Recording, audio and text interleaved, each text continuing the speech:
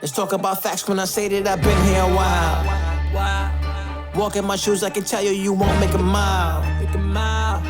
I am the judge and the jury, so put them on trial. Murder is foul, allow me to teach a new theory, the purpose is vile. There's no coming back, so you can eat shit with a smile.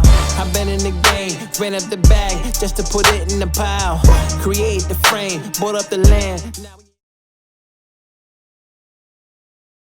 So when we talk about, staples in like the community, just people that are motivators, people that are the movers and shakers.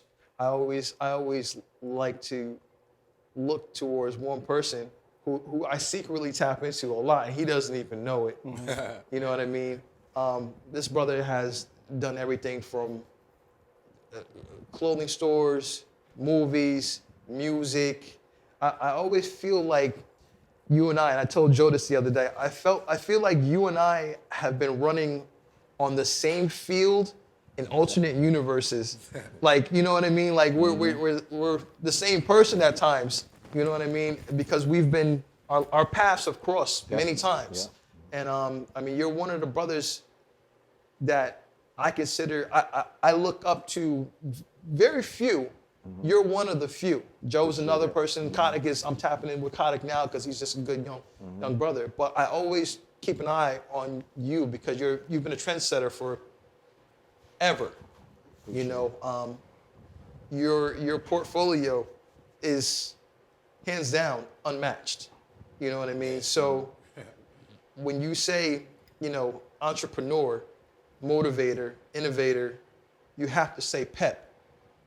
You have to. There's nothing else that you can say. You can say legend, and that applies too. Yeah, they wait till you die for that. But some people, Now we're gonna change that. Yeah, we gotta change that because there's living legends. That's, and honestly, you're one of them. I'm waiting for you to go into politics. That's funny. We're gonna talk about that. You know what I'm saying? So, and that's another thing I was telling Joe. I'm like, damn, we crossed again and we don't even know it. Right. Yeah, Pep.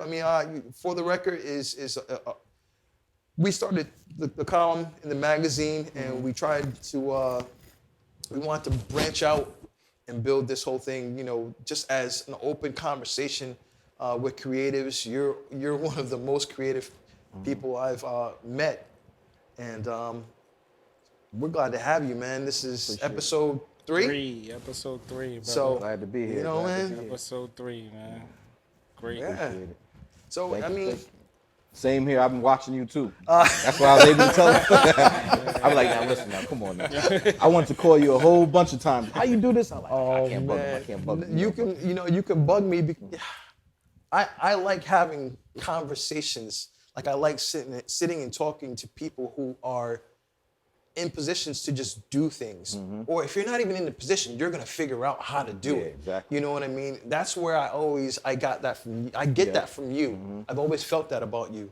And you're originally from New York. New York, yeah. I never knew that. Yeah. But then when I go back and think about when I first heard your music, I was like, he kind of, it had that New York, that Mobb Deep type feel. And when did you come to Connecticut?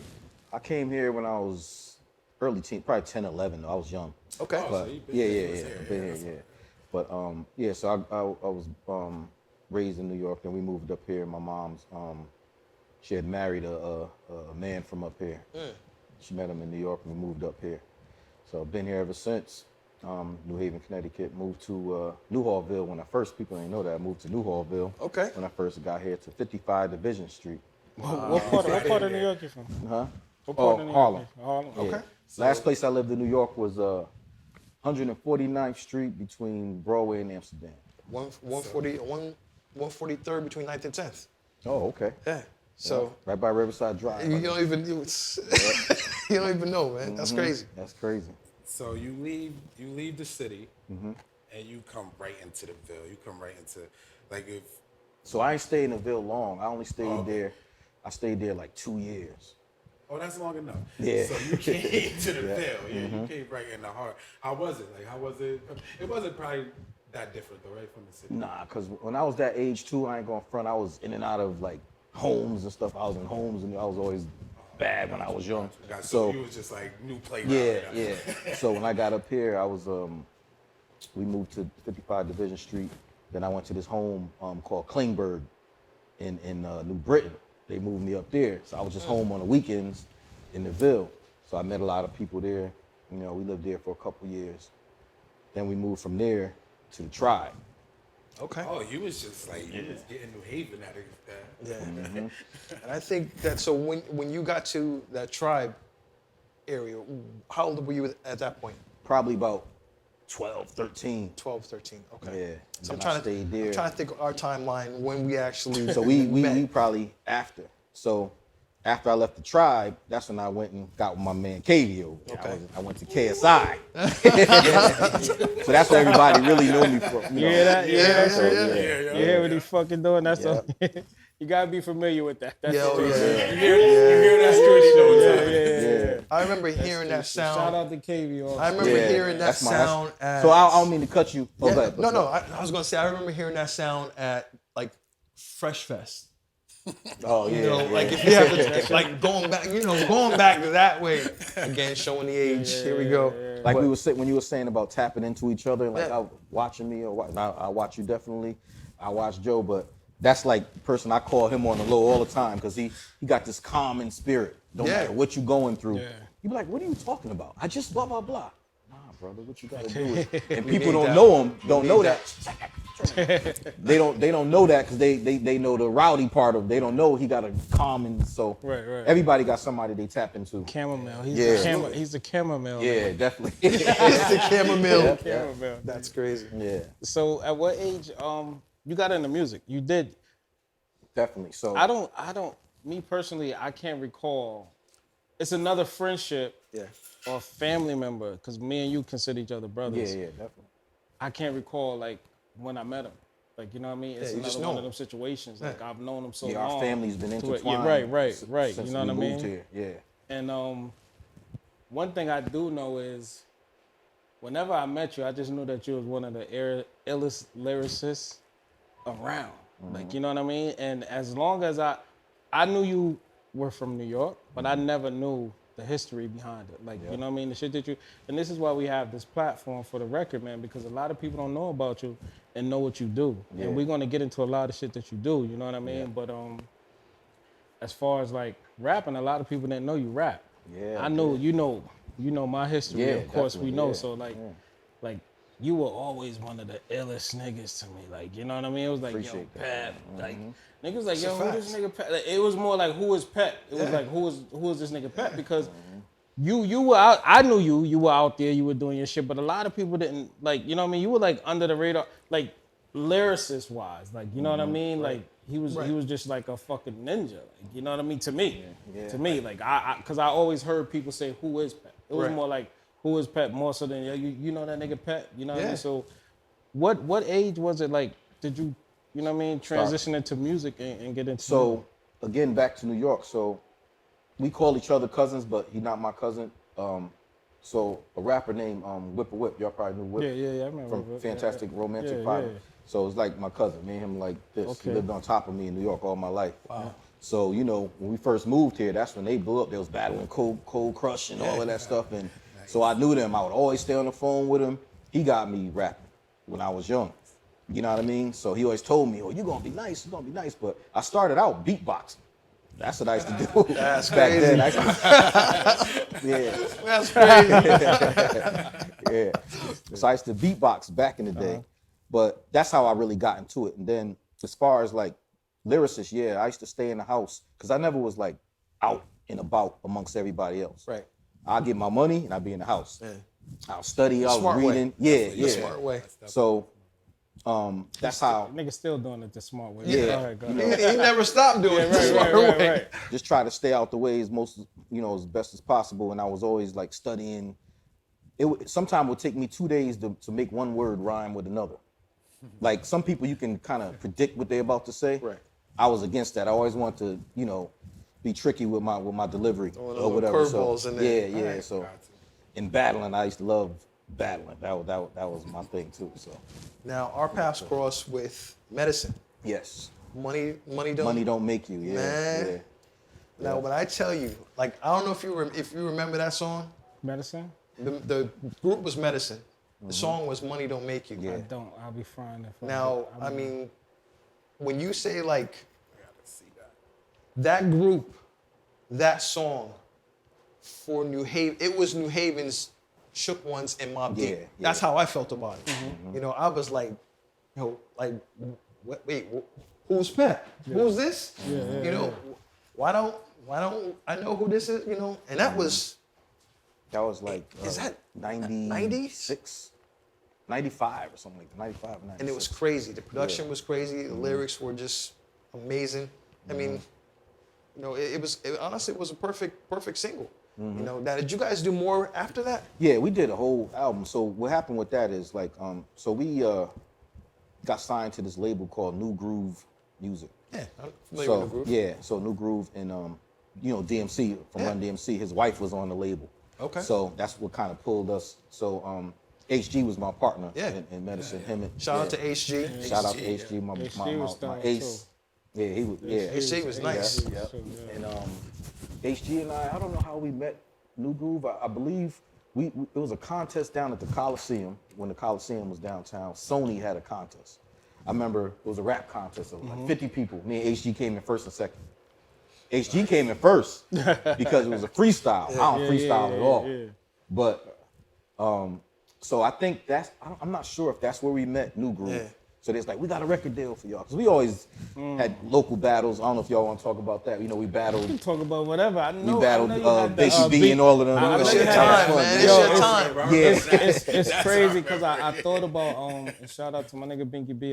He called me with an idea late. He was like, Yo, yo, go I ahead. did. I mean, you could tell him if you want. He but called me. He's like, yo, you know what? We should have Binky B come down there, should, man, because they yo. have battles. And Yo, I was I like, thought 'cause about the- that shit so late. I was like, fuck. I said Bink and Pet would have been perfect. That'd have been, we still could. It's dope. Me and Big we'll just, cool. we'll just man. rope it double back back. in and We'll do a double get back back. show. We'll double back. We'll Yes, double sir. back. You know what I'm saying? The double back show. We'll do that. But it was real back then though. You know? What's crazy Yeah, it was is real. that's how I got to know about you. You know what I'm Oh, saying? yeah. Named Pep Nite. Yeah. It's crazy, you know, because I'm on the other side of town. Y'all going at it. So we hearing all this, we like, yo. And the That's funny how I thing got is, introduced. I ain't know them. Wow. They put me in. They put me in it. H knew HG, my partner HG. He knew them. Wow. And one time, you know, it was going back and forth. And then I just used to be over Shorty Drip. You know, shout out to Shorty Drip. yeah, You know, Drip. DJ Shorty Drip. Drip. Yeah, Like that was Drip. the headquarters. We called this house the Oven. Yeah, hot as hell. Like Wait, why was it the oven though? Was 1,000 it degrees. hot? Oh, it's always hot in there. 1,000 Oh, degrees. it was like the oven in here a second ago. In the Shit, projects. shout out to Kenise turn the heat off. Yeah. It was like an oven in this. I mean, in the winter you had to leave the windows open. You already know how it is over Yeah, there. So yeah. that's where we used to all just be over there, sharpening our skills, rapping every day. And then H and them was going to school with Bink and some other guys from the Ville. They knew each other, so they had a little battle. I didn't really even know HG like that. We knew each other, but one thing they say H called me one day. He's like, "Yo, they put your name in something." I said, "Who?" So I, you know, Guilty it by was on there. association. right. I didn't even know them, so they was with getting them? information. Yeah, right? You with them, you get it. Yeah. crazy. So you know, they was getting information about me putting, you know, talking. Oh no! I hope people understand where y'all was going. I mean, like they had like intros. Yo, they gonna be right there. Oh, they had. Yeah. No, they. One thing I give them, Yo, I give it was them. They had some dope intros. It was all that. They had gunshots. Kill that nigga. crazy. You know, they. I Like, give what them the that. fuck? I give them that. But you know, of course, I'm gonna say we. You know, was nice. Yeah. That was nice. Yeah. We was nice in that. But I like. They had two dudes I liked on they squad. His name was Royal Madness. I don't know if Yeah, you know. Royal Madness. He was yeah. dope to me. I never even knew him. I was like, Yeah. you respect each other. I was like, I respect you. Lyrically, Royal Madness was nice. He was another nice dude around here. You know what I'm And saying? Renegade. Yeah, Renegade Renegade too. was Okay. nice. Yeah. Them two, I was like, the rest of them I just blow them out. I blow Yeah. I still thought I'd blow them out, but I was like, well, they nice. I like Yeah, them. Royal and Renegade was a problem. Yeah, so that's all. I mean, it got a little heated once in a while, so it really started like with the Shorty Drip tapes. You know, we was doing that back and forth. And it's funny because I just was listening to it. We got some of them old ones. I was like, oh shit. Man. You still feel it sometimes, like you still want to get in the booth and. Yeah, you do. I do, but I just feel like I would feel old school. You know what I'm saying? Because Now you won't. yeah, But, I mean, look at you. You come in, you look better than half the rappers that are out right now. Yeah. You To know us. what I'm It's saying? fun. It's a brand. It's a brand. It's a brand. You've always been a brand. Yeah. You know what I mean? No, it's just finding that. You got to find that transition for yourself. Like, I don't think it's impossible for you to do it at your age. I think it has to be strategic. Like, Right. you know what I mean? Yeah. Right. Like, you can't go out here and do the shit that they Exactly. Yeah, doing. you stay in your You know lane. what I mean? Yeah, right. When you you know talk what I mean? about So- lyrics never die. The lyricist right. never dies. That's what I'm thinking You about. know what I mean? Like if you think about the Locks, Styles P, Jada, whatever, those guys have. I mean, the last verses that they did, they killed everything.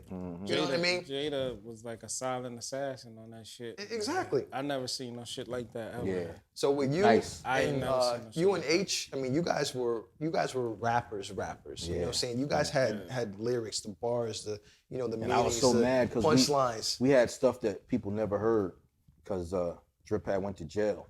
You know, he was making our beats and stuff like that. So all of a sudden he just got locked up and we just went dark. Like we was scrapping. You know how it was back then, scrapping for beats. I think we came to y'all trying to. scrapping That's how I for think when everything. trying to. And we Did were we just go to getting Brooklyn started. one time together? Yeah, we had because we were mixing and mashing with Fred. Yep, You with know, Fred. so- Yep, that's so right. yeah. Yep.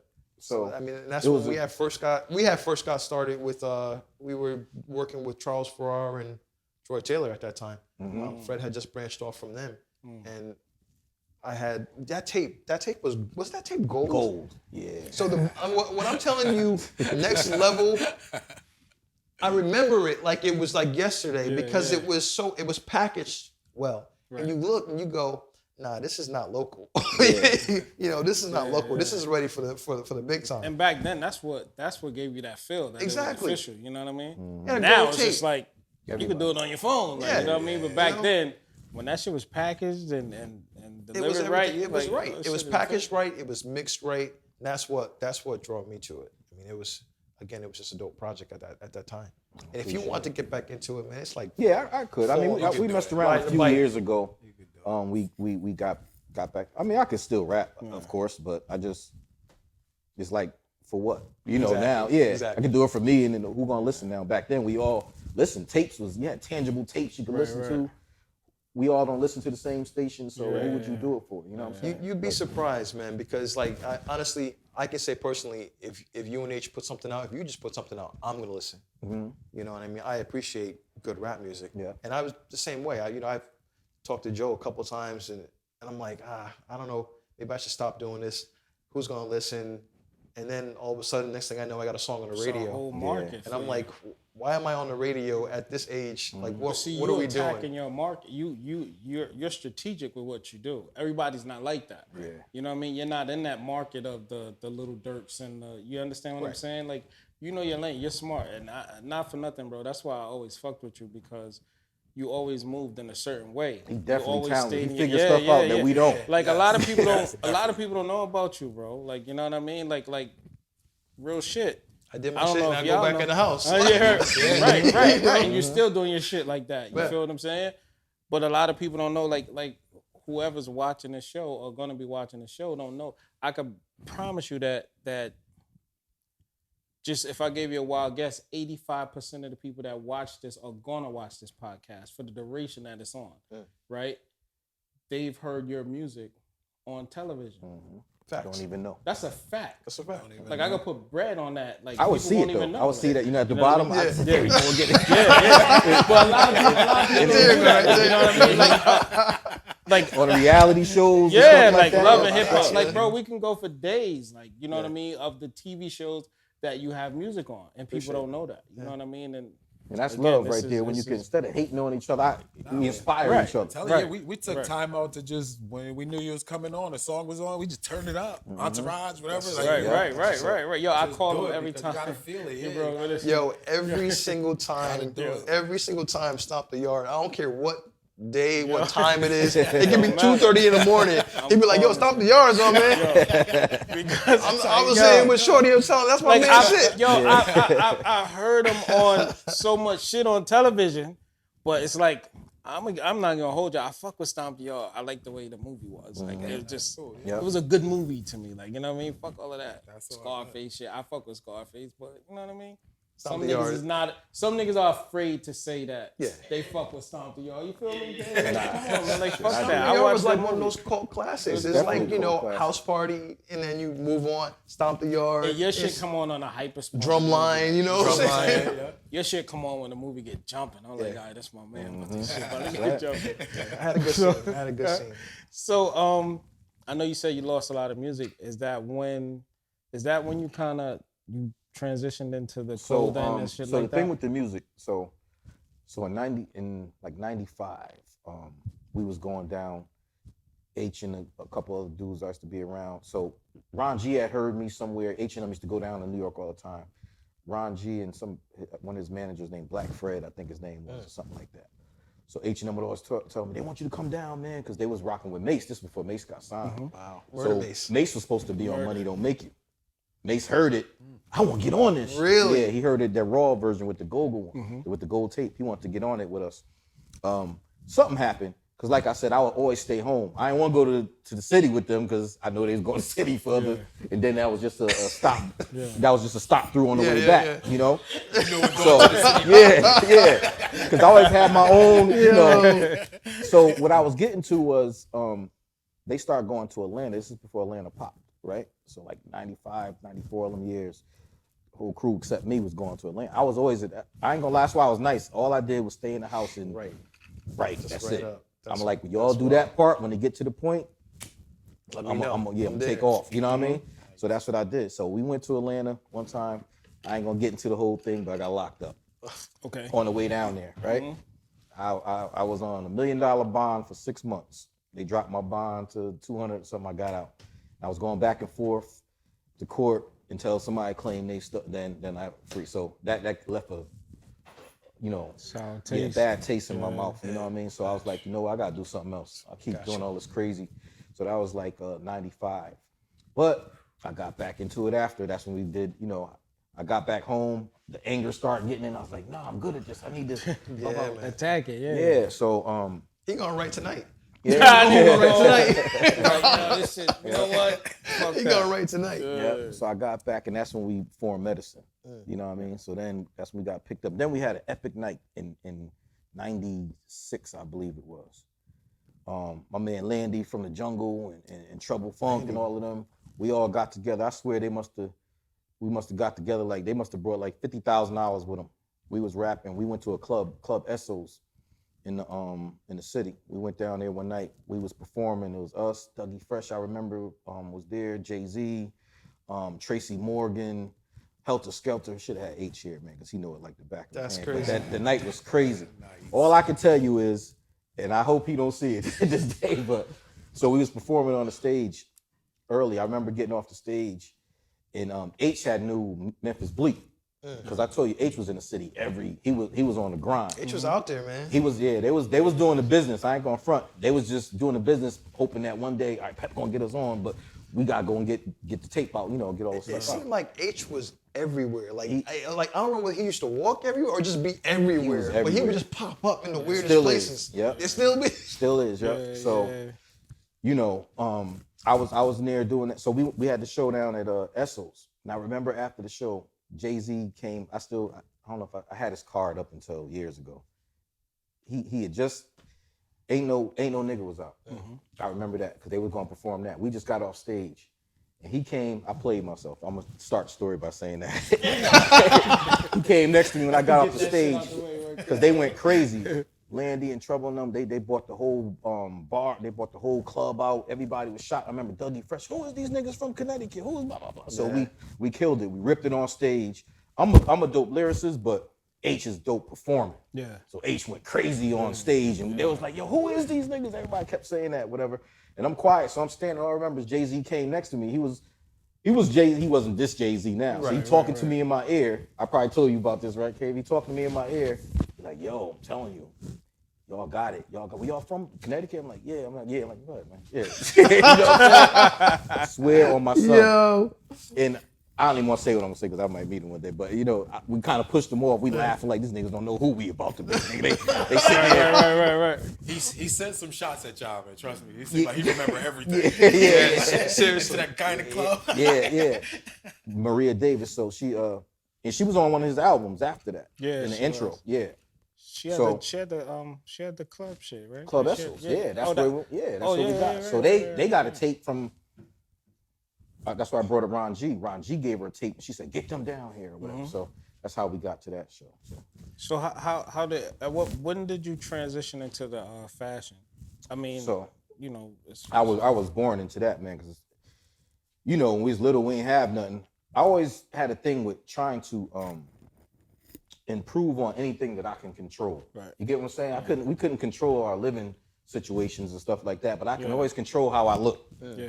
So you never know if I got $1 or $100,000 if I look nice. Right. And then you kind of more respectful to people if they look nice. So I always like to look nice. I don't care what I was going through. Yeah. Every time you probably see me, you'll know what situation. Right. You don't let them see the smoke. So I always was into fashion. When I was young, my mother always tell me I used to walk around, give me my bad motherfucking sneakers. She's always telling me I was addicted to sneakers. I know I was. Nigga, you still are. Yeah, definitely. Yeah. So that was as a kid, and then, you know, obviously back then we couldn't afford them. Right. So, you know, that's a whole nother story how I got into the streets and stuff like that. That's what made me go and start getting money. Because my mother told me, my mother gave me my first bundle. I ain't gonna lie to you. That's dark, real. but It's real. me and her like this. That's Can't real. even tell you how my mother That's is. real shit. You know, so she That's told me, gangster. she's Shout like, out to listen. moms. Yeah. You know what I'm saying? That's real. So everybody know my mother. So Yeah. my mother said, listen, you want all this stuff? I can't buy it for you. You want it? You got to go out there and get it. And this is how you get it. You know what? But that sets a tone. You know what I mean? Like when your moms, your parents are saying, "Yo, this is what it is here. I can't do this, but I believe in you enough. I trust you enough that you're gonna be able to go out and get it." Right. And honestly, from that set the tone for your life because you've been going out and getting it. But also let me explain that back then, In a that's how positive you way looked now. out for each other. There wasn't Yeah, no yeah. jobs. There wasn't no Right. mentorship programs. Yeah, nothing. nah, Somebody that put was you the on by situation. giving you a, Yeah. you know. Yeah. So let's clear that. My make mother it- wasn't you make crazy. it happen, yeah. Yeah. That's how it was. That was I didn't even definitely. take it like that because that's how it was, man. Yeah. So that's how I got into it. I always loved fashion, and then I was into British Walkers back then and all that, and Playboys and all that stuff. So it was always something. I always had to. Yeah, I was best dressed in high school. I always, no matter what I was going through, I look good. I probably get home, ain't got no food, no nothing like that, but I get out. Yeah. Fold this shirt. Nigga, see, yeah, right. You put these sneakers then- on and this then- table and just look at this shit. And then y'all remember damn. Bob Surplus? Bob Surplus Yeah. put me on. They had a policy that nobody knew about. You buy the Timbs, no matter how many times you wear it, Bring 'em back. take them back and get a brand. you know, we Wow, know about it's that. fresh. Bob Surplus was on Whitney I Avenue. used to serve Whitney Bob. Avenue. The original Yo, one. Yep. you used to put the oldest sneakers on you had and go on Bob's and come out with the new joint. Oh, like, yeah. all right, later, we used to switch them shits up. Yeah, That was all the game. time. That was the game. But That I was the game. always know about that with the Timbs. So we used to do Well, that shit definitely. back in People the ain't day. believe me. I'm like, Yeah. listen. I said, these don't fit no more. Marks all on them, ripped out the sole to give you a brand new one. So I did that a lot, and then I was always addicted to looking nice, man. And then I transitioned into wanting my own. Well, that's a little bit later. So Nah, the store. yeah. Nah, So because yeah, you transitioned into the the store. retail life. You know? yeah. the Then let me retail, tell you, but then when I left the tribe, because the tribe is where I got my grit, where I know how to handle myself and stuff like that. Because you can survive in Ashman Street. Yeah. I swear to God, you can survive anywhere. It's my That's the family grew only. up. That's the only projects. That's the only place I know you can hang with somebody all day, and at night, the dude you was with robbed. Was that the high rise? I lived in the At high that- rise too. No, I'm saying I think. before or after the high Yeah. high At rise? that After, I point, lived in nine- low and rise. So yeah, in the late '90s, the high rises was Gone. Yeah. gone. So Yeah. low rise. So- So that was grimy. Like you had to, Right. So there was his own world being in that area. In the But when I tribe, got just back going into through the there, fashion, different world. Shit was crazy. when I got back into the fashion is when I went and got down with them in KSI. Yeah. Because they were the guys. That was it. They were wearing the And they just let me flourish. She was like, now I could be around people that feel like me. Because when I was in the tribe, I felt like I was showing off. And I was like, you know what I'm saying? Like, I'm overdressed. Yeah. When you were in the tribe, was that when you had the Mustang? No, when I was in the tribe, I had a Jetta called Burgundy Jetta with a spoiler kit. Okay. And it said, make your noise. I got it for my 16th birthday. Brand new, I remember. Yep.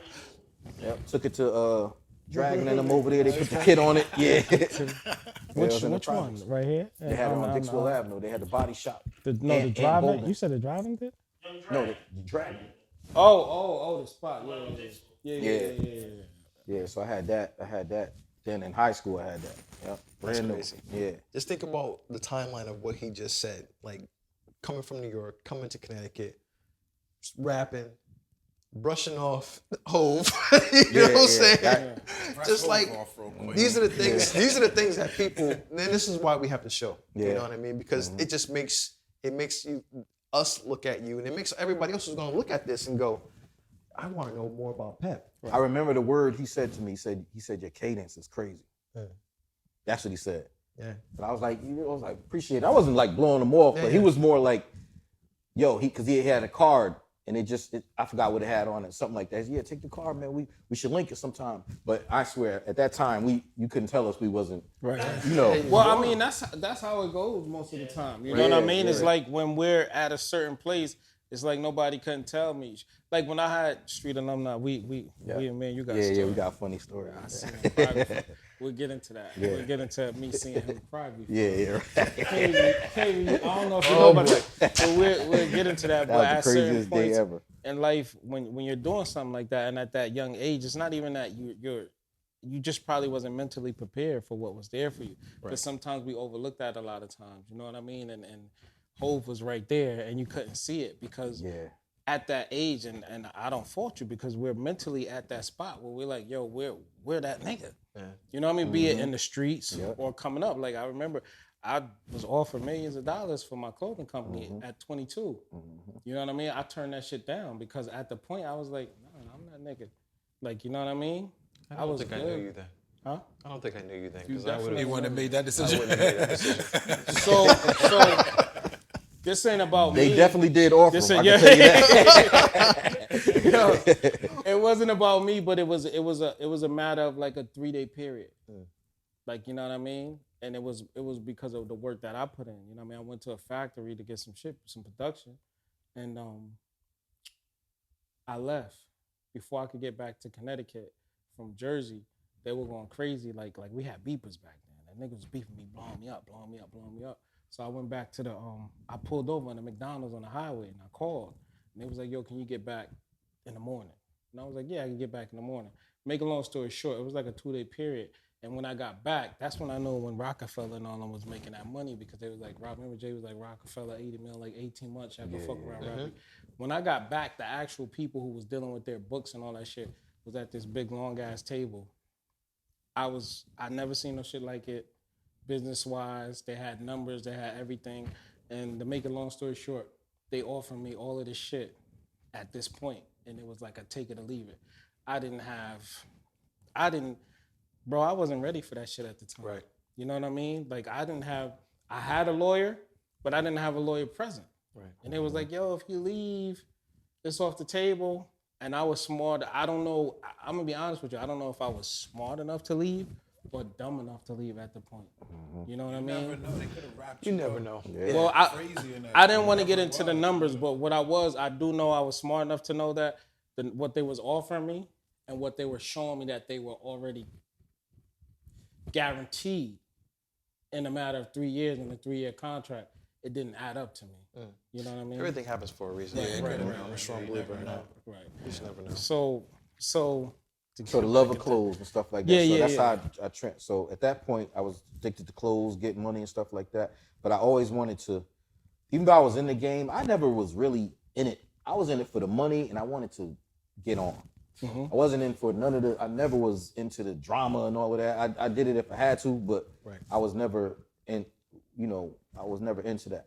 So this is around the time where I told you what happened. I got locked up down south. So I was still we had the label thing. It didn't go good with the issue with the record label. We had the single and they just gave us some money. It was like, listen, we couldn't make nothing happen. Something happened. The single didn't go anywhere. Yeah. So I had a little money from the street end from that. So I used to go to this store in Westville called Sports Stuff. Yeah. This guy owned the store, and I used to go there and buy my sneakers. It was in Westville Plaza out there. And I remember talking to him, and he was always in the store by himself, and he was like looking sad. I'm like, why you in here by yourself? He said, I really can't. This business is slow. The guys up the hill in the 2-5 kept robbing the store. He said they'll come down to the store and tell him to go get a size, and by the time he come out, all is gone. It's crazy. So he was like, I'm about to close. I said, nah, man, don't close, man. This the only sneaker, because at that point there wasn't really wasn't a lot of sneaker stores, and there was never sneaker stores with black people at that point working in it, So after talking to him, I bought a pair of sneakers, came back a couple more times, and I'm still talking to him. He's like, yeah, I'm closing soon. I said, why are you closing? He said, it's slow, and like I said, they keep robbing. I said, I wasn't working in nothing. It wasn't no such thing as working. That's sad at that point. You remember, if you worked back then, you was a cornball. It's crazy that we got to grow up. Think like that. Think about that. Yeah, so I was talking to him, and I remember telling him, like, listen, I'll hang in here with you every day. You know what I'm saying? Give me a couple dollars, I didn't want to actually say I was working in there. So he was like, what you mean, you'll just sit out and go in the back? I said, yeah, why you go in the back? So nobody don't steal your, not that I'm a big badass or nothing, but I know everybody. So they ain't gonna do it if I'm in here. Yeah. They respect you. Yeah, neutral, yeah. So that's what I did. I started out, and he was giving me like $75 a day to just hang with him in the store. So I did that for like 2 months. Then he told me it was still slow. And I was like, I see why it's slow. You're selling cups and stuff like that. We're supposed to have Jordans. He didn't have a Timberland account. Wow. He didn't have nothing. He didn't have none of the sneakers we wear. It was more like a running store. Yeah. I was like, so he was like, oh, so you know what I need to order? He said, well, I'm gonna take you to the Nike meeting. That was over. Yeah. He took me to the Nike meeting. After that, they didn't even talk to him no more. That's crazy. They was talking to me. So our store went from, he made $220 before I got there the previous year.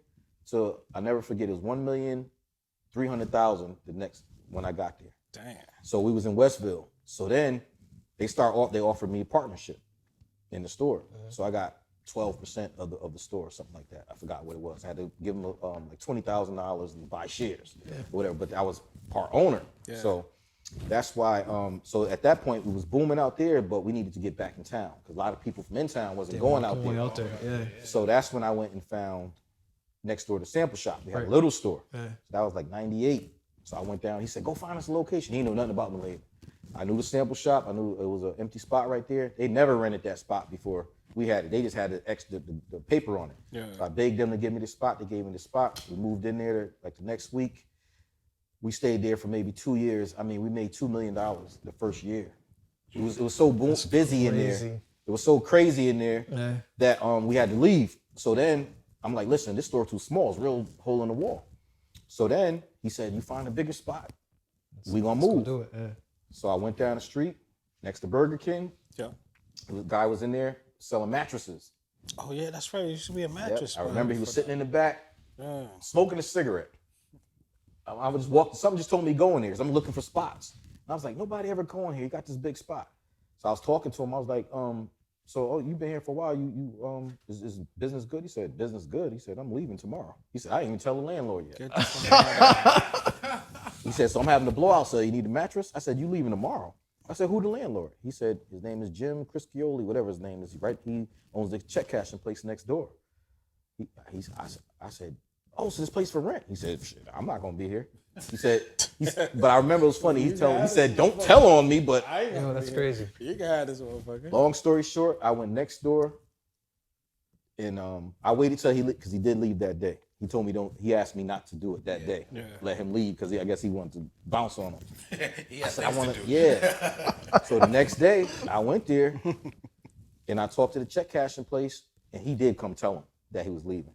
So I did wait. So I wasn't telling on him. Nigga thought you was gonna tell first. He tried to. No, I waited. He told me to wait till tomorrow. Nah, so I went there. He got scared. Yeah. So I went there and spoke to him. I was like, listen, I would like to rent this spot. He was like, who are you? He's like, oh, you're the guy from this little store down the street. I was like, yeah, now we need a bigger space.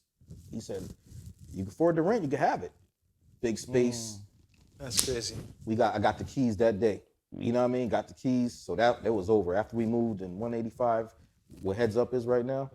So we turned that into sports stuff. That's where everything changed. It was like drug money. You know what I mean? So it was just printing money. So, and I told you about the Nike thing. So I got real tight with Nike. It got to the point where I was the one going to meet with Nike. Yeah. You would come too, but you were like one of the only black. Yeah. So that's what I'm gonna get to. Yeah. Not at that point. So I was just a partner with sports stuff. It was Sporting Chance Inc. at that point.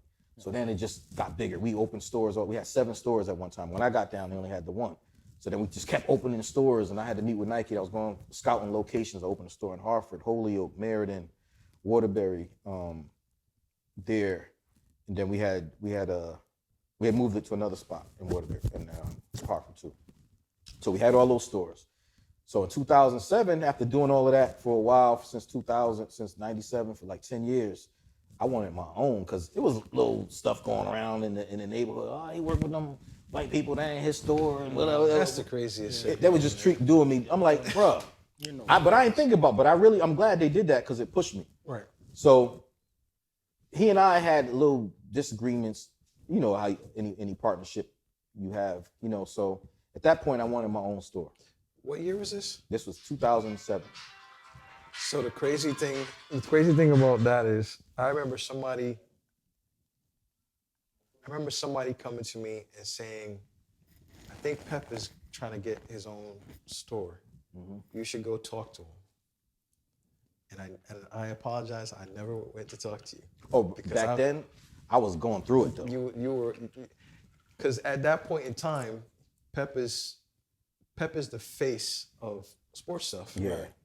And I was the face of expressions. Yeah, because at the time you was in Todd retail at that time too. And Todd and I had a fallout because it was like no one knew who he was. Yeah. And everybody knew me. Yep. And and that's the like, okay, I'm sorry, you're never here. Yeah. You know exactly what I mean? what happened. And then somebody was like, that shit was yours at one point. Exactly. Everybody did. Yeah. And that's the disconnect. You know what I mean? It was like a little bit of jealousy, a little bit of whatever. And I put my life on the line for that place. Mm-hmm. And then I remember at that point somebody was like, yo, wouldn't it be dope if you and Pep got together? And I said, that would be crazy. Mm-hmm. And then just like you were, I was all over the place. I had mad things going on. Yeah. And then I just said, I got out of that business because someone robbed a store. And I ended up chasing the guy down the street on the highway and all the way out into North Haven. Mm-hmm. The guy's shooting out the window, everything.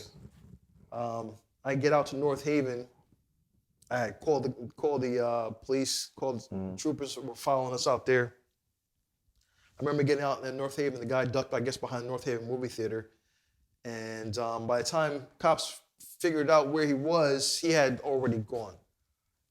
Year later, after that, Todd and I got into it, and I just said, you know what, I'm done. I don't need this. Yeah. You know what I'm saying? Yeah. I got a bullet hole in my window. You know what I'm saying? I'm like, you're not gonna appreciate. I kind of had the same. It was the appreciation, the disrespect that I told y'all the story. It was 100% honest what I did for the organization. What you did for the company. You built it up. Like, So they started treating me like, oh, you think you all, You think you're all that? Yeah. I wasn't acting like that. I was always gone. He'd say I was, I was about the company. Yeah. I got to that point. So around 2007, he and I had a falling out.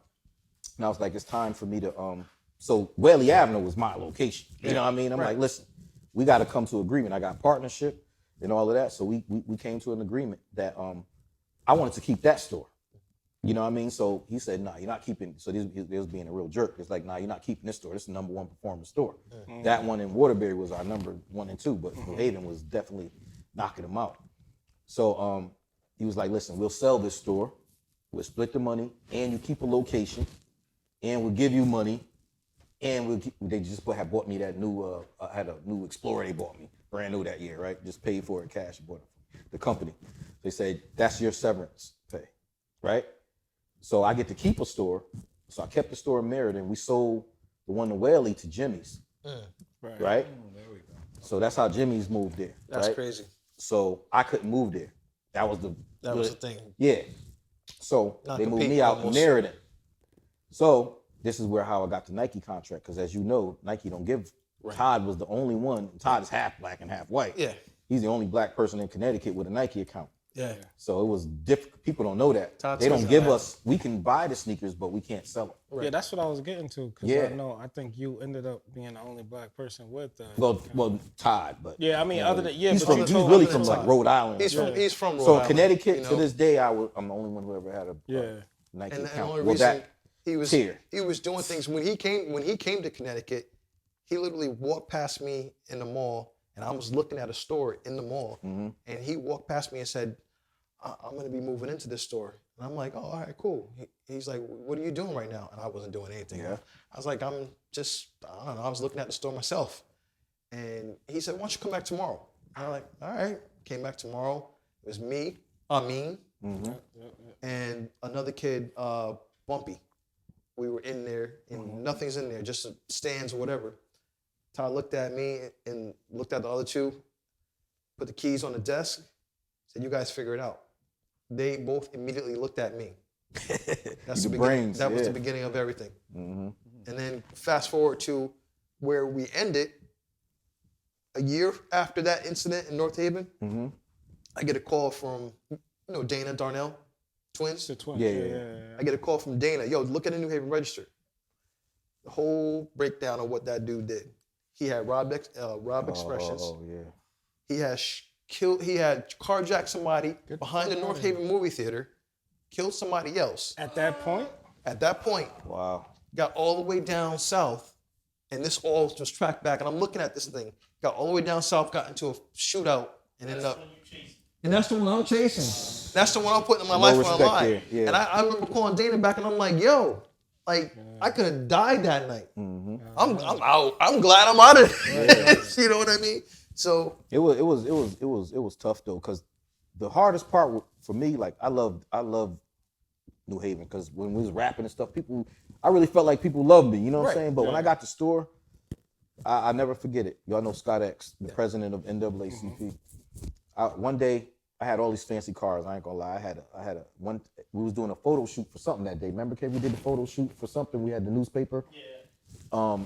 So I had all three of my cars. I had a brand new Escalade there. I don't know why I had it. I had a brand new Benz and a brand new BMW just for the photo shoot. I had it on the front. So I remember Scott coming in there. This is right before I left sports stuff. This was in 2007. We already had the issue. I was, get my transformation together to get my own spot. Scott came in and said, come on, sir, I need to talk to you right quick. Me and Scott was cool. I met Scott from Katy. He was like, listen, little bro, I'm telling you, you can't have all these cars out here. I didn't understand. I thought Scott was bugging. I'm like, man, you big bro, what you talking about, Cam? He's like, they're going to turn on you. The town going to turn on you, I'm telling you. I'm like, for what? I work every day. What are you talking? I couldn't understand that. Like, what are you talking about? I'd be around people that's glad to see each other win. But he was only looking out for me. He told me the hate gonna start. Right. And after that, man, it just got ugly. And I was hearing rumors and all this, just making up stuff. So I left the Meriden.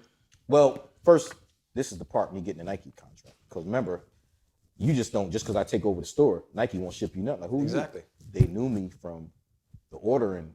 You remember I took over the thing, so they knew I changed the game for sports stuff. Yeah. So they said, listen, no, right before that, let me go right back. I know I got to wrap it up, but Eblin's, this is before they got big. This was 06, when I still was at sports stuff. Nike told Eblin's was trying to, this was before they blew up. Eblin's, they had stores, but they didn't have they wasn't a top tier account like they was just before they lost the account.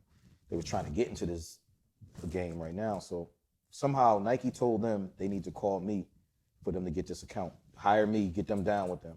Wow. So they called me, had me come up to Torrington. They got their headquarters in Torrington. I went with them for 2 days. We went to New York, back and forth, buying to different dealers and stuff. They got all the money in the world. They offered me all this money in the world, whatever, to come with them. They're like, listen, we about to change the game. Nike referred you. We're gonna hire you, we'll give you whatever you want. That's crazy. So I went with them. It was Bob and Rich Corbin, whatever. They owned Eblin's at the time. I remember the two brothers. So I went up there. We went. So I didn't take the job. Listening to my partner. This is 06 before I left in 07. He said, nah, Pep, don't go with them. We about to do this and blah, blah, blah. Why go with them? You own this. Yeah, they're going to pay you, but they're going to get rid of you in a couple years. Then what? You own this. So it made sense.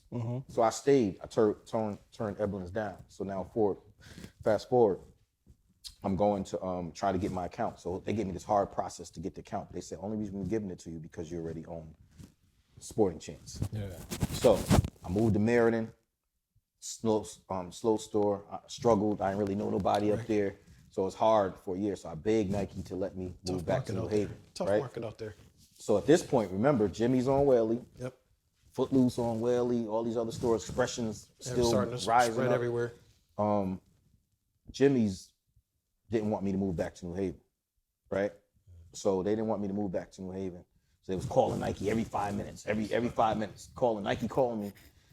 Yeah, they don't want you to move back to New Haven. You got to stay up here. I'm like, listen, I'm in New Haven. That's where my market is. You know what I mean? I don't have to be around them. So that's how I got to Exit 8. They approved me. I don't know if you remember, I had a store in Exit 8. Yeah. So that's where I started. I was in a call with you one day when Nike called. Oh yeah, One day we was talking. You to met Nike. you met some of the Nike dude.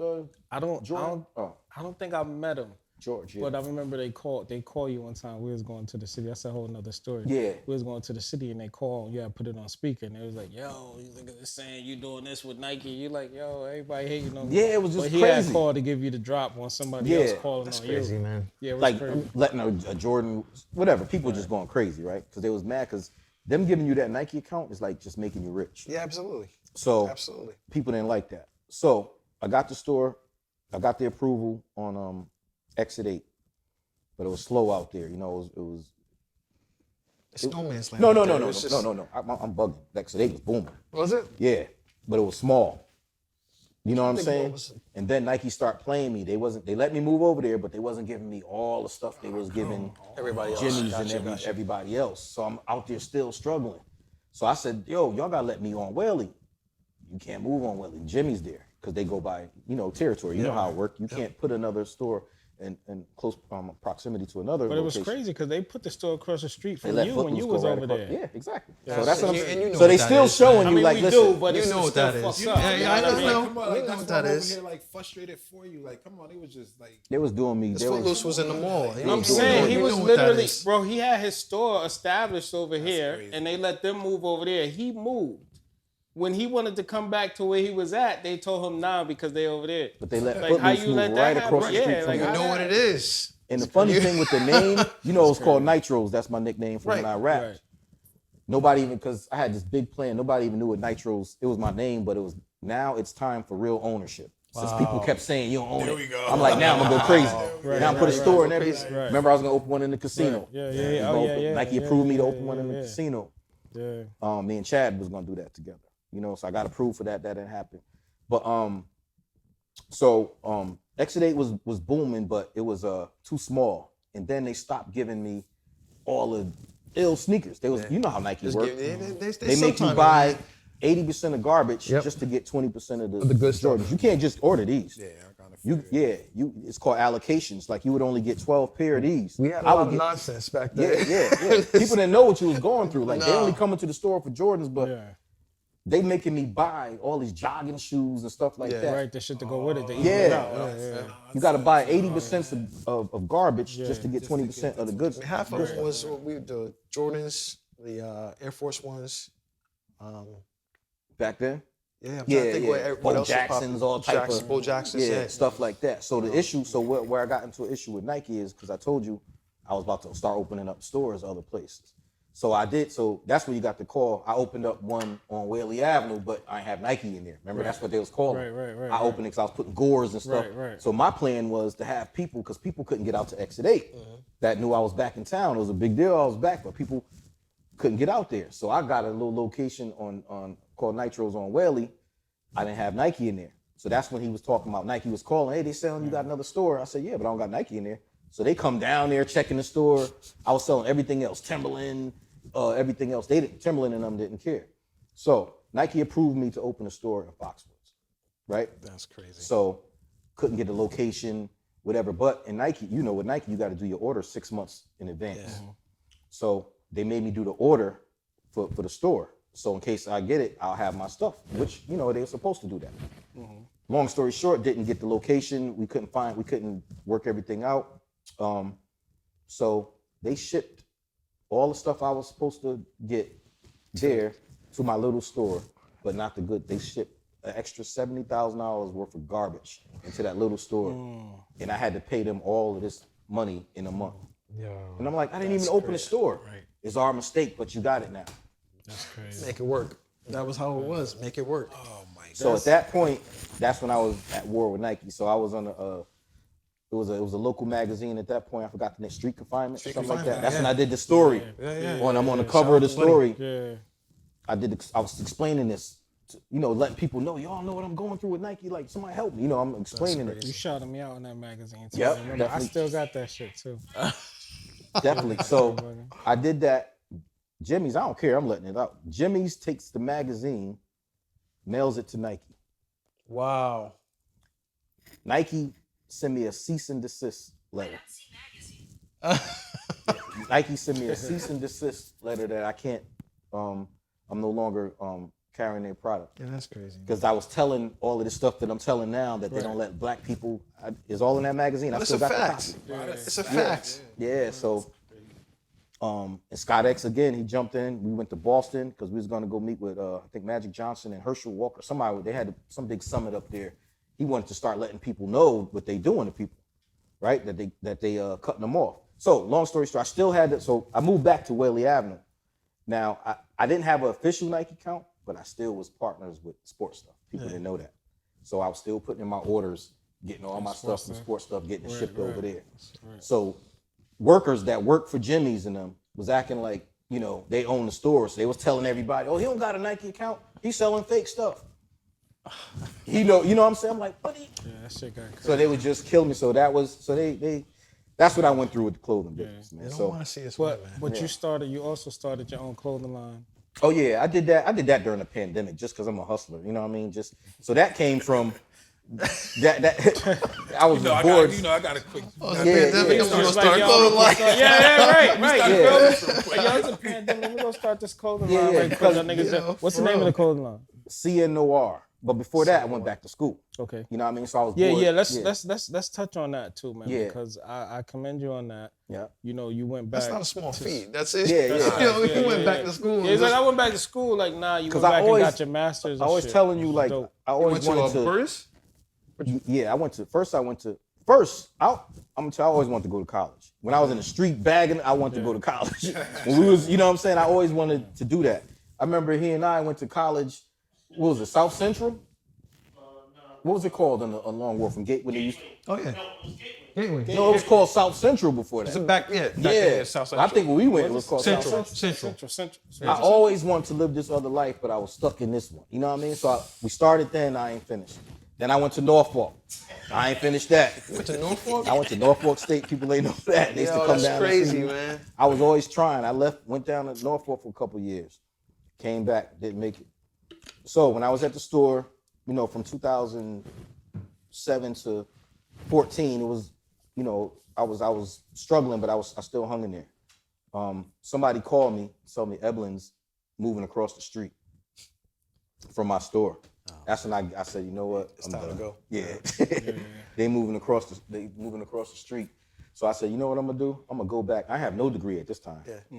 I said, this 2015. I said, I'm gonna go back to school and just get all my degrees and stuff like that. That's what's up, man. I went to school every day from 2015, and I just got my master's in December. That's definitely nice, man. Congratulations. Come on, man. That's what's up, man. Yep. And I did that for myself. You know what I mean? Absolutely. So like you brought up the clothing line for the so during the I got a question. So during the pandemic, Mm-hmm. what makes you? Where's that motivation to go? You know what? my I'm sitting hunger here. for clothes. And niggas It not was even outside. impossible. You getting dressed. Right? Exactly. Because it was impossible to get anything. Remember at that point, everything was closed. Right. And people, and I was always online watching, and then D-Nice and all them. I was like, yo, people. DJ, people. And then the sad, it happened with George Floyd. Everybody was pro-black. Right. So I'll tell you, so all my life, my real name is Cecilio Vega, right? I made mention to that earlier to him before you got here. I said Pep's real name always reminded me of like a Street Fighter character. Yeah. You know what I'm saying? I was like, yo, is Cecilio, the nigga on Street Fighter too? So he was like, no. I'm like, yeah, it's just Vega. It's Vega, yeah. I was like, yeah. You've been a hero, man. Yeah, You know so what my I'm whole saying? life, whole life, I was told I love my mother to death, but she had her reasons, and she know we talk about this every day. My whole life, I was told my real father was Puerto Rican, as black as I am. My real father was Puerto Rican. He got killed by the police when I was young. I just left it there. You know, they always taught me, oh yeah, your grandfather's real dark, he's Puerto Rican. I never met none of my family. We moved up here. So until 2 years ago,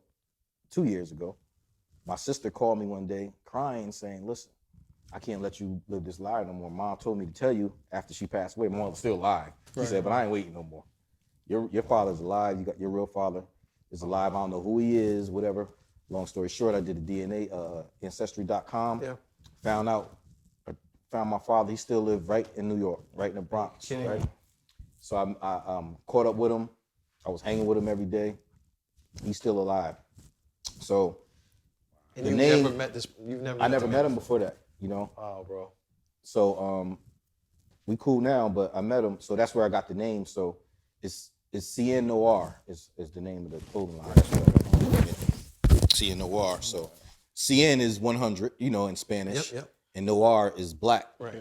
in French. So I just put the two together and I made Cien Noir. And that was during a time with George Floyd and all of that. So I was like, you know what, I'm gonna do a clothing line with this. And that's why I just did it during that. And it was popping. I was like, oh man, it's booming. Yeah. This nigga like this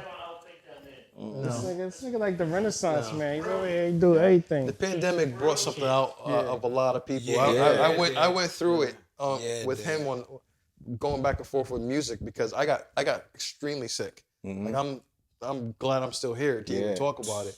But I remember, you know, putting stuff together and recording and going crazy. If I'm gonna go out, I'm gonna take a last ditch effort. I'm gonna do all this stuff. Yeah. I remember calling him and being like, "Yo, I don't know, man. I don't know if this is good enough anymore." You know, and he's like, "Yo, you do this." You know. Yeah, he had one deal that went through. I don't even know if you want to talk about that shit, but he had called me and he was like, "Yo, I gotta submit this shit. Should I do it or should I?" I'm like, "Yo, man, it's what you do, bro. Submit it." He called me back the next day and was like, "Yo, I got it." I was like, all right, what's good, bro? Like, I knew you was gonna get it. Yeah. You've been getting it for years. Like, you know what I mean? Like, just quiet. so it was all good. Right. Yeah. Right. Under the radar. I remember under one the day, radar. not to jump. I was sitting in my good. house. I forgot some girl. Somebody was at my house and I was talking. I forgot what reality show it was on. The girl thought I was lying that I knew the guy who made the music for the girl. I'm like, my boy made this because that's so crazy. Yeah, like so surprised though. See, we all in tune with a lot of things industry That's so wise. crazy. But he don't go around saying, you know. Yeah. I'm like, you live right here. What are you talking about? Like, you know what I'm saying? But it's so far detached from people on a regular basis. Like this stuff that we talk about, a lot of people will sit here and be like, wow. Like, you know what I mean? It's like, Everything he just said is a movie. right, exactly. Speaking of that, Speaking of movies. All right, so I gotta jump right. So that's why I had to have my man here. That's my ace, man. I know y'all don't see him on camera, but He over there though. KV, He over there. that's He over there. Me and him been like brothers forever, man. Right. Love him, man. So we had this idea to start making movies. Yep. Right? 2 in so far, right? No, more than that. More than that? That we actually filmed? 2.5. Okay. We Half is Flute Man. Yeah. My mistake. All right, yeah. Yeah, so like I said, I was always a writer. You know what I mean? I always was writing stories and stuff like that. So we sat down, was like, yo, we need to make a movie. Nobody else did it here. We was like, what? Everybody was like, y'all bugging, whatever. Yeah. Long story short, I'll fast forward. I know the time is counting down. We said we're gonna make a movie, man. We came up with the idea, a road trip. It was called Homecoming. Let's stand corrected. Pep came out one day. True story. Pep came out one day. We sitting in the house. He said, "Yo, let's make a movie." That's what he says. Yeah. Can't take credit. Listen, he said, "Let's make a movie." Straight up. I'm looking at him like, "Make a movie." I'm like, all right. That's how he is. Everything. I wish we had enough time because the stuff me and him done been through. Boy. Let's just do it. Yeah, just crazy. So that's why it was funny him saying that because the stuff we done been through, man. It's We just crazy. gotta do a huge episode called The Regroup or something like that and bring everybody back. He's a genius, man. I'm not tooting his horn. That's my man. He's a genius. No. The stuff he just think about. all right, we did tickets for the movie, Yeah. right? What did you make the tickets out of? Oh yeah, I got them printed out on wood. Yes, he did. I Wood had tickets. one. I had one for a minute. Because I didn't want nobody copying. Right. I mean, Just being innovative. all the Yeah, stuff. he goes the extra mile. Yeah. Not to cut you. When it comes to shit like that, you would go the extra mile. Like the nigga, Absolutely. like, no, I don't want Everybody can be a there. regular ticket. Yeah, My ticket got to be gold. I mean, but was it started downtown, early. too. It started from the gold tape. right. All the Exactly, way to exactly. this. You know, so like when you're going through everything that you just said is all when I'm listening to it, I'm like, wow, this guy is like you actually I'm a strong believer that there's a bunch of blessings that are in front of everyone. And sometimes you just have to be strong enough to actually pay attention to the blessings that have been put in front of you. Yeah. You've been paying attention to your blessings, man. Yeah, man. You know what I'm saying? And again, I got to commend you for that because appreciate it. you've seen it. It's being in the right place in the right time, saying the right thing. Other than Jay, he let Jay go, but it's all good. It's Yo, listen, you know, You gotta eat that And I one. seen him. Some of them you just gotta eat.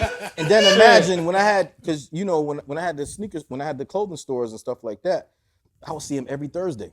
Oh. Did you ever come with me down there on Broadway? And that's where his office was. Yeah. I wanted to tell him the story because that's where Rockaware was. That's why, you know, I did a lot of business with Rockaware. Me and his sister Michelle, like this, we was tight.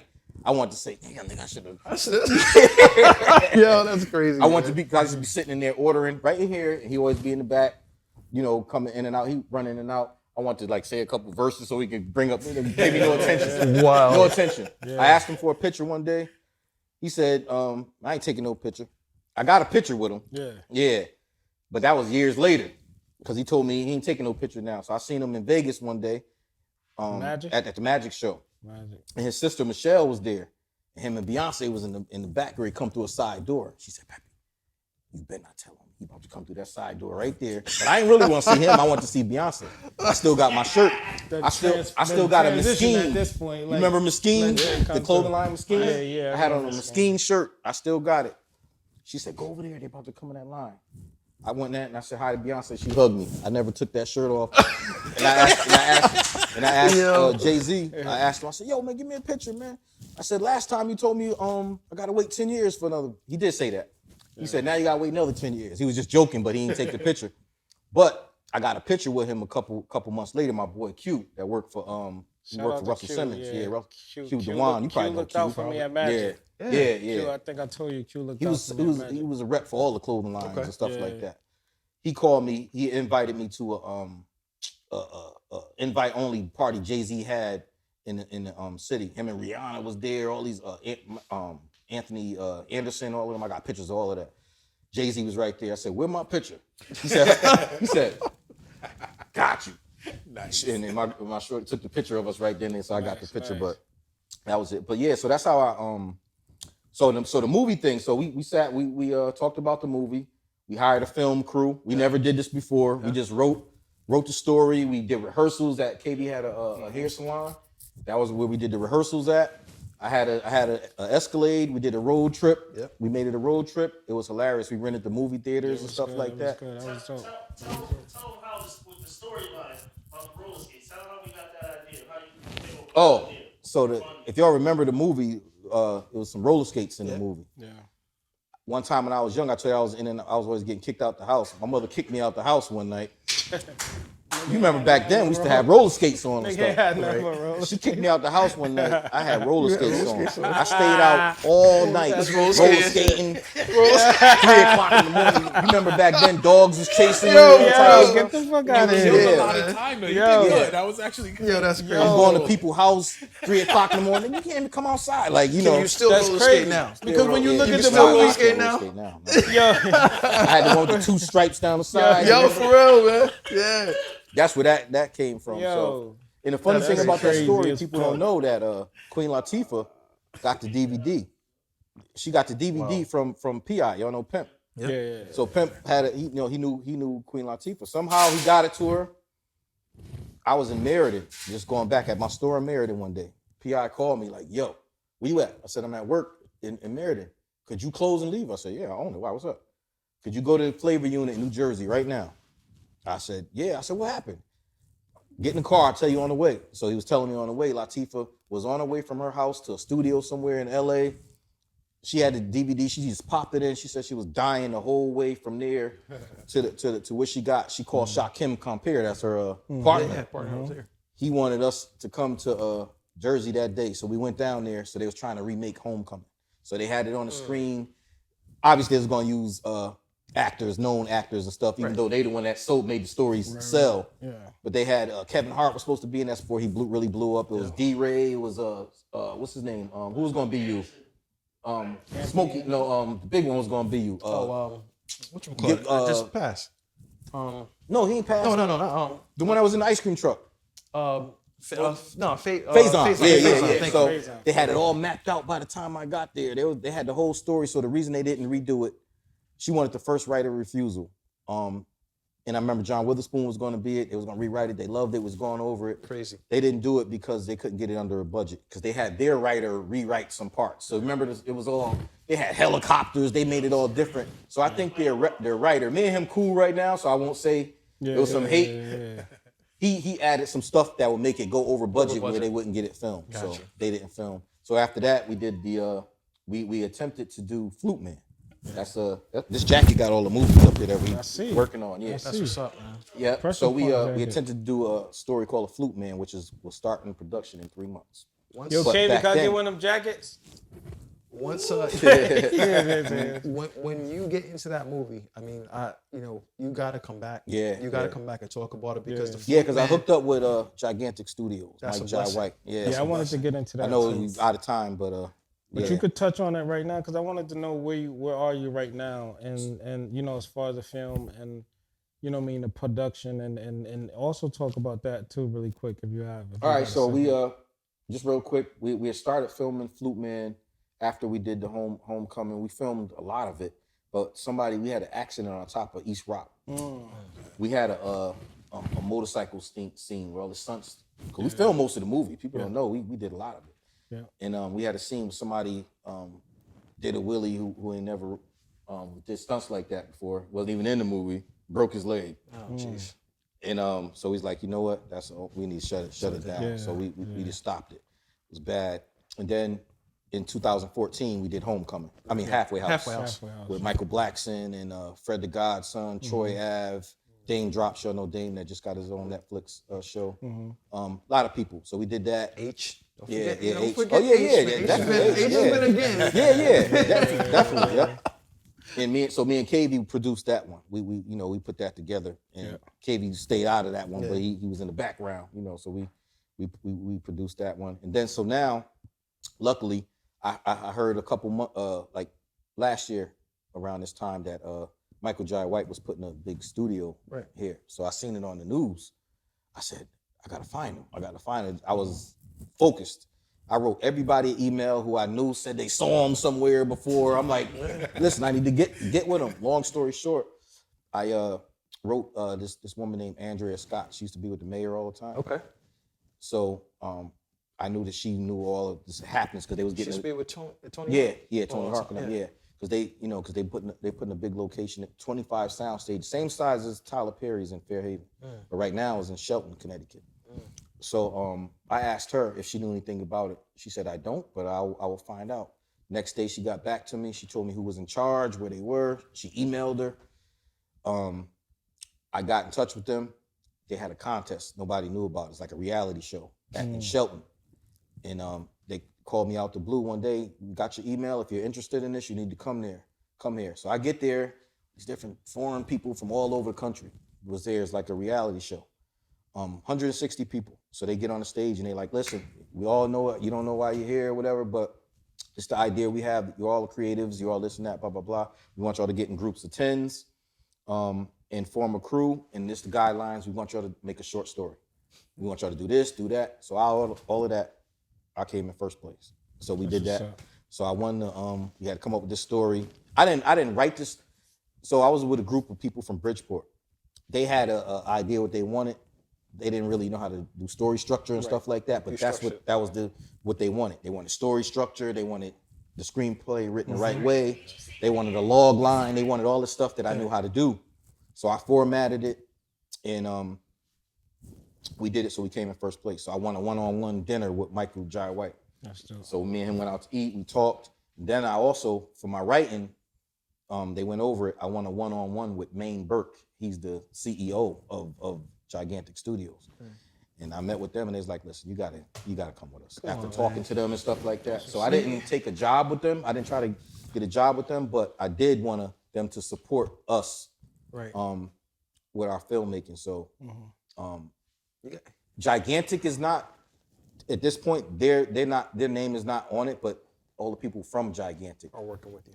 are helping me. We about to start filming the Flute Man. That's a start. We gotta just give this up, honestly, for just the hustle. We can the hustle, man. The we could do this. hustle. We could sit here. You know what I mean? Like, And I heard you were worried about having something exactly. to say. Oh, You know what I'm saying? I know we Hustle, talked, man. He was man. like, yo, you think I'll go? I was like, bro, trust me, we'll be able to go for a long time. We didn't even get on when you cried, bro. I know, he cried. That's Yo, okay, but you coming back. That was him, though. You Yeah, got yeah. a story, bro. That's gonna be funny. I don't know if y'all gonna have me here after y'all hear that story. I want to know that story.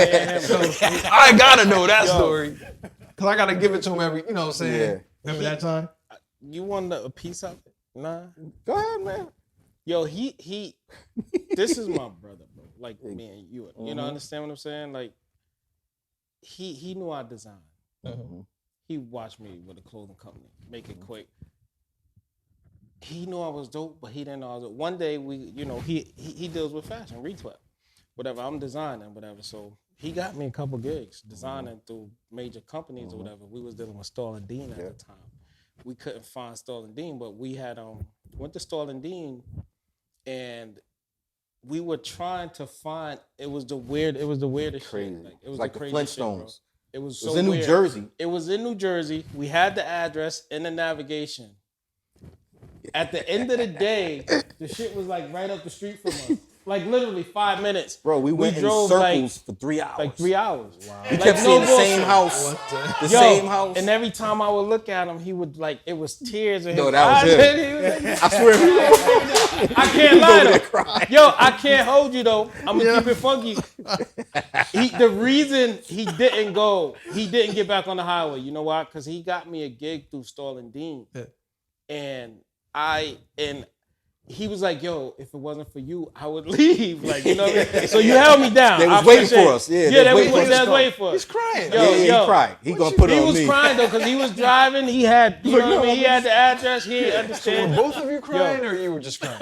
He was just It was crying. him, but it was quiet. It was like a 2 hour. It was like a 2 hour period in the car. Nobody saying nothing. It was just him. You just thinking all this. Right. We in this fancy Benz, futuristic Benz, crazy. White people looking at us like, where? In circles. I'm telling you. Yo, he going, we just roll by this shit. And we going by the We just roll navigation. by this The shit. navigation sending us in loops. You know you're gonna hear about this for the rest of the night. Right? Hilarious. Shit, But we finally made it to the place, though. Yo, tell him. We had, we went there Friday. They asked us what to come back Monday over the weekend. I had a fucking catalog for them. Like And they this. stole some of his ideas. They stole my designs. and There we everything. go, man. They stole my That's a designs whole and nother, everything. yeah. That's a whole nother story we can get in. Yeah. But we're gonna wrap up, man. We gotta wrap it up, bro. Really, for the record, gotta ask you this right here, man. Now that you're in the movie business, if you could direct a movie with anybody, you know what I mean, who would it be and the reason? My original team, man. That's what's up. You know what I'm saying? That's 'Cause what's up. They already did it. They need some new, fresh blood out. That's there. what's You know up, what man. I'm saying? That's what's That's up. it. That's what it's about. That's it. That's what it's about. And when I asked that question, I didn't ask that question for you to tell me, you know what I mean, a big name. That's We are. I'm that's telling you, what I that's the same mistake I made with Jay-Z. I'm ready to make it again. We are the big. Right. That's a fact. That's a fact. Sometimes we look above and don't look on what society, because what's on the side of you is what gonna get you there, man. That's true. You know what I mean? And I appreciate y'all having Wise me. words, man. man. Some wise words. You been reading? Chill, man. I've been Googling, bro. I've been Googling about You been this shit. Googling a lot of shit? Yo, listen, man. It's been a pleasure, bro, to have you here, you know, on our 3rd episode. Absolutely, You man. know what I mean? My partner, HGO, my man Kodik works with us. Great. Pep You knew some of Nite. the old joints too. It was a pleasure, man. Pleasure Peppy, to know that. Cecilia.